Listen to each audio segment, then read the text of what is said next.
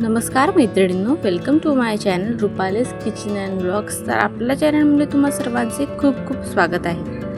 आजचा ब्लॉग एक recipe blog असणार आहे, ज्यामध्ये मी तुम्हाला ही गवारची भाजी शेअर करणार आहे, जी बनलेली आहे एकदम चविष्ट।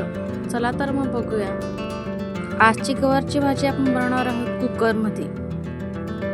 आता आपण बघून घेऊया सर्व साहित्य। इथे मी पावभर गवार घेतलेले आहेत आणि यांना स्वच्छ धुवून आणि चिरून घेतलेला आहे। त्यानंतर आपल्याला लागणार आहे कढीपत्ता, 3-4 हिरव्या मिरच्या, थोडंसं लसूण आणि अद्रक। त्याचबरोबर आपल्याला लागणार आहे अर्धी वाटी शेंगदाणे। भाजी बनवण्याआधी आपल्याला इथे एक पेस्ट बनवून घ्यायची आहे। त्यासाठी मी इथे मिक्सर घेतलेला आहे। त्यामध्ये आपल्याला हे सर्व टाकून घ्यायचं आहे, ज्यामध्ये मी टाकलेला आहे हिरव्या मिरच्या, लसूण, अद्रक आणि शेंगदाणे। सर्व आपण मिक्सर जारमध्ये टाकून घेऊया। त्याचबरोबर आपण कढीपत्ता सुद्धा टाकणार आहोत।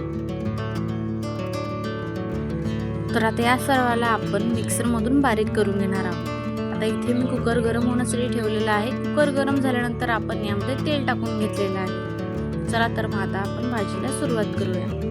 तेल गरम होण्याची वाट बघूया आणि तेल गरम झाल्यानंतर आपण यामध्ये टाकणार आहोत जिरा आणि मोहरी आणि त्याचबरोबर आपण हिंग सुद्धा टाकणार आहोत।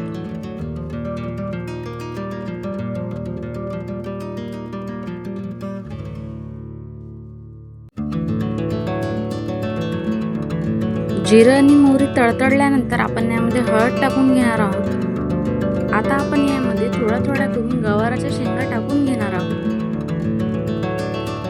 सर्व गवाराच्या शेंगा टाकल्यानंतर आपण इथे मिक्स करून घेऊया।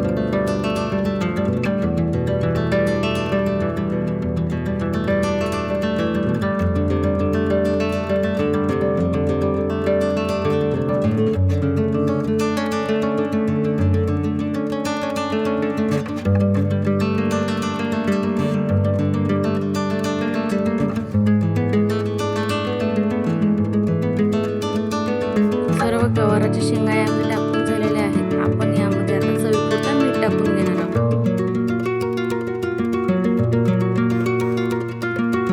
आता आपल्याला इथे 3 ते 4 मिनिटे या शेंगांना शिजू द्यायचं आहे। त्यानंतर आपण यामध्ये ऍड करणार आहोत आपण जी पेस्ट बनवून घेतलेली आहे मिक्सरच्या भांड्यामध्ये, ती आपण यामध्ये टाकणार आहोत। तर आता इथे मी पेस्ट यामध्ये ऍड करून घेते आहे आणि आता इथे आपण हलवून घेऊया।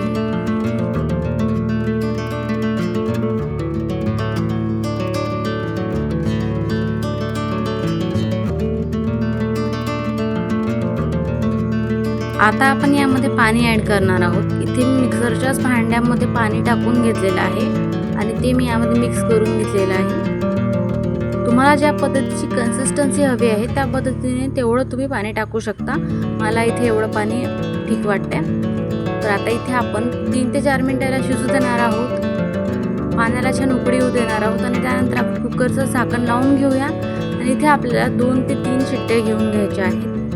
तर आता मी डायरेक्ट तुम्हाला कुकर थंड झाल्यावरच दाखवते। 3 शिट्ट्या झालेल्या आहेत। चला तर मग आता तुम्हाला इथे ओपन करून दाखवते। तर आपली गरमागरम गवाराच्या शेंगाची भाजी इथे बनवून रेडी झालेली आहे आणि तुम्हाला इथे तेल वर आलेलं दिसतच असेल। तर आपली ही भाजी खूप जास्त चविष्ट आहे आणि टेस्टी आहे। अशाच प्रकारच्या नवीन रेसिपीज पाहण्यासाठी आपल्या चॅनलला नक्की लाईक करा आणि सबस्क्राईब करा। परत भेटूया अशाच नवनवीन रेसिपी सोबत। जर तुम्हाला ही रेसिपी आवडली असेल तर नक्की आपल्या चॅनलला लाईक करा आणि सबस्क्राईब करा। संपूर्ण व्हिडिओ पाहिल्याबद्दल तुम्हा सर्वांचे खूप खूप धन्यवाद।